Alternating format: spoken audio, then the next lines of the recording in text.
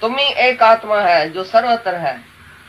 मैं ही तो हूं, मैं ही तो हूं, ऐसा जब तुम समझेगा, जहां तक मैं हूं, everything is God, everywhere is God, nothing but God, the whole world is filled with God. सारी दुनिया भरी पड़ी है भगवान से। लेकिन जिसको आंख नहीं है वो बोले भगवान कहाँ है, भगवान भाई किधर है, भगवान का दर्शन कब होगा, किधर होगा, हमको तो होता ही नहीं है। तो जिसको आंख ही नहीं है वो क्या भगवान का दर्शन करेगा। पूरा पूर्ण भगवान, असुर ओत प्रोत चौतरफ भगवान है, खाली देखने वाले की भूल है। देखने वाला बोलता है ये तो बहुत है, हमको तो भगवान देखने में नहीं आता है। और जिसको भगवान देखने में आता है वो बोलता है हमको दुनिया तो देखने में नहीं आती है, जगत कहाँ है बताओ। तो बोलता है इतना बड़ा जगत है, मिसल तिरथी नजर मुखे अचे है कवाड़ है ये दुनिया, दिसण में चाहे जेतोनी को अंबार हुई ये दुनिया। देखने में चाहे इतना बड़ा दुनिया देखने में आती है, बहुत भाई बड़ी सृष्टि है, कितनी बड़ी दुनिया है, पर मिसल तिरथी नजर मुखे अचे है कवाड़ है ये दुनिया। तिर मिसल है, जगत है कहाँ, परमात्मा ही परमात्मा है, भगवान ही भगवान है। Whole world filled with God, सारी दुनिया भरपूर है, पूरा पूर्ण भगवान से भरी पड़ी है। तुम बाकी बोल रहे भगवान की तरह हमको देखने में नहीं आता है, अजब की बात नहीं है। जब है ही भगवान तो तुम कहां से आया। तुम जो टांग अड़ा के खड़ा हो गया है, अपना शीश निकाल के बैठा है, अपनी जीभ जो है दरवाजे से बह रहा है कि मैं हूं, मैं हूं, मैं हूं। ये जो तुम्हारी मैं है, ये जो तुम्हारा जीवपना है, ये जो तुम्हारी हद की बात है, ये सब जो है वो फिजूल है, यूजलेस है। तुम है ही कुछ नहीं, सब भगवान ही भगवान है ही भगवान, तुम बीच में है ही नहीं, बीच से निकल जाओ। तुम्हारी जो मैं ट्रेंड है ना, उसी ने तुम्हारे खेल को खराब कर दिया। तो मैं खाली बंद करो और मौन रख के बैठ के देखो तो सब भगवान ही भगवान है।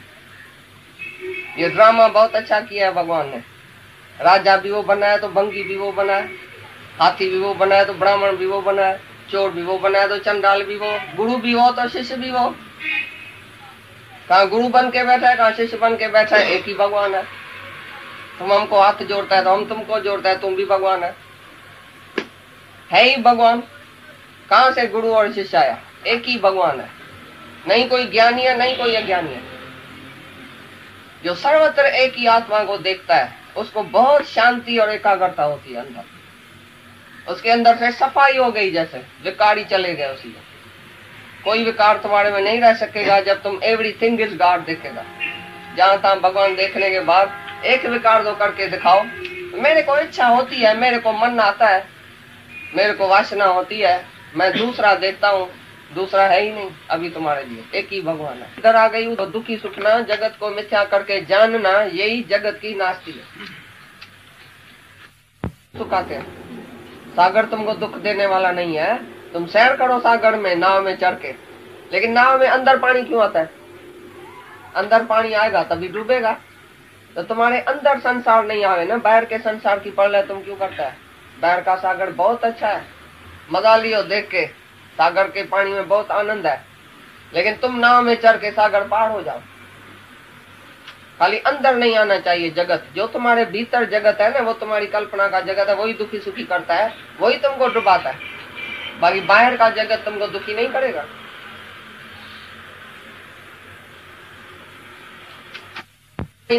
भूल जा छो, भगवान ने स्त्री पैदा क्यों किया? हमको भुलाने के लिए। और स्त्री बैठ करी है, तुम्हारे भीतर क्यों आई है?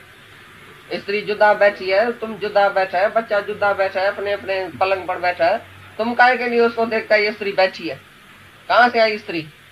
तो बोले भगवान ने स्त्री पैदा करके हमको भुला दिया। तो ये बोलता है स्वरूप से ही बिल्कुल जगत की नास्ती होनी चाहिए। राजा जनक बोलता है सर्व एक ही अज्ञान है, सबको एक ही आकर अज्ञान लगा है छठा। तो अभी अज्ञान नाश हो जाने से जगत ही गुम हो जाना चाहिए। चाहे अज्ञान एक ही है, सबको अज्ञान एक ही है कि मैं देह हूँ, भ्रम एक ही है, भ्रम भी एक ही है। लेकिन हर एक अपने अंदर में जो अंतःकरण रख के बैठा है ना, मैं जीव हूँ, मेरा ये जगत है, मेरा ये संसार है, मेरा इतना संसार है, यहाँ से यहाँ तक संसार है, हद वाला, वो अंतःकरण अलग है। तो बोले जैसे आकाश सभी घटों में अलग अलग है, देखने में आता है, एक घट को तोड़ो तो वो जो घटाकाश है महाकाश में मिल गया, और दूसरा जो घटाकाश है उसमें और छोटा छोटा आकाश देखने में आएगा। जिसने अपने घट को तोड़ा तो उसका आकाश उस आकाश से मिल गया, उसकी आत्मा परमात्मा से मिल गई। खाली घट को तोड़ा तो जो जो अपने अज्ञान को तोड़ेगा कि मैं जीव नहीं हूं, मैं शरीर नहीं हूं, वो आत्मा परमात्मा से मिल गया, उसका अज्ञान दूर हो गया, उसका शरीर जो है वो खलास हो गया। जैसे मैं शरीर नहीं हूं, देह अध्यास गुम हो गया, तो वो आकाश से मिल गया, परमात्मा से मिल गया, दूसरा थोड़ी मिल गया।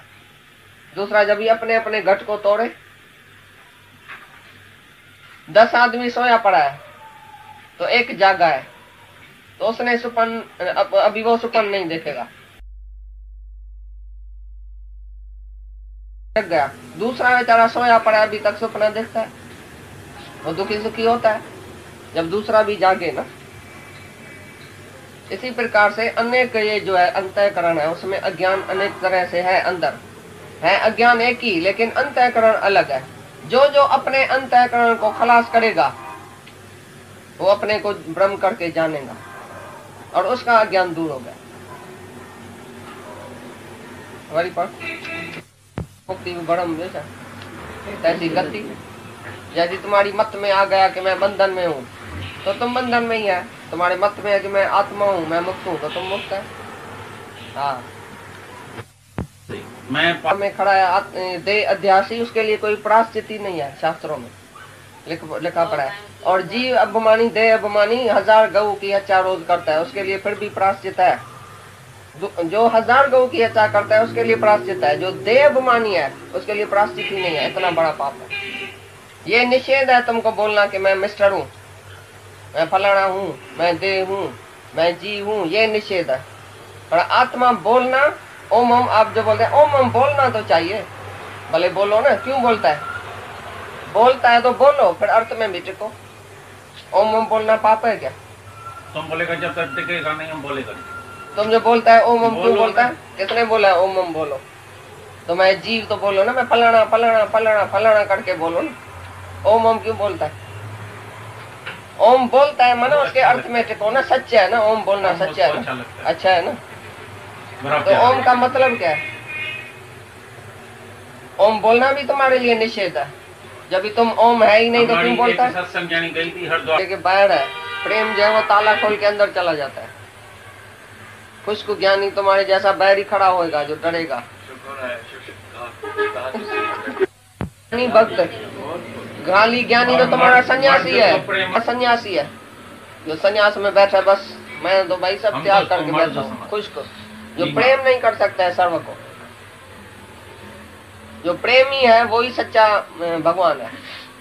प्रेमी सबसे ऊंचा जाने, ज्ञानी भी भक्त चाहिए, खुश को ज्ञानी नहीं चाहिए, अभिमानी ज्ञानी मैं ज्ञानी हूँ। नारे में योग शास्त्र पढ़ रहा था, उधर से एक ब्रह्म ज्ञानी आके गुजरा, बोला क्या कर रहा है? बोला मैं योग शास्त्र पढ़ रहा हूँ। बोला चाबी है? बोला चाबी होती है क्या योग शास्त्र की? बोला हाँ। जब तुम्हारे में चाबी नहीं डालेगा गुरु, तब तक तुम्हारे अंदर योग शास्त्र जाएगा ही।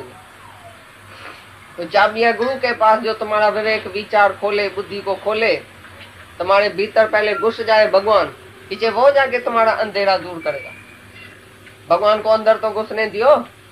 जैसे तुम बस में या ट्रेन में बैठते है ना, तो किसको बोलता है थोड़ी जगह दियो, मेहरबानी करके थोड़ी जगह दियो। जब थोड़ी जगह में बैठता है, पीछे धीरे धीरे धीरे अच्छी तरह से बैठ जाता है। इसी प्रकार भगवान भी बोलता है थोड़ी तो जगह दियो अंदर आने की, सारा अंदर ही दिल्ली भरा पड़ा है, कुल्फ पड़ा है।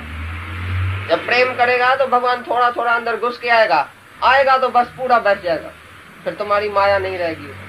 नहीं तुम्हारा पति नहीं पत्नी, राजा भी खो गया, रानी भी खो गई, एक भगवान बैठ गया, सब तुम्हारी सारी माया अंदर से गुम हो जाएगी। भगवान थोड़ा थोड़ा करके अंदर बैठ जाएगा।